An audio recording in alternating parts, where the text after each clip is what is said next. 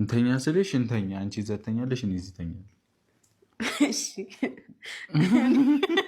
ለሮጥ ነበር ወርቅ አሰርኩ ብለህ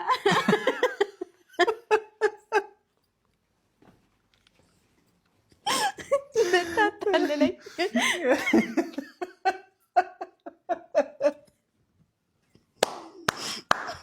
ከባድ ጭዌ ነው። መቤቴን የመላጣ ልጅ ማለት ነበር።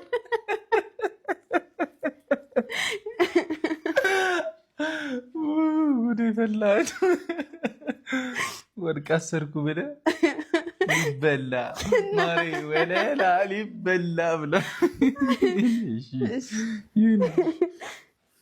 በክፋት አስቤው አይደለም።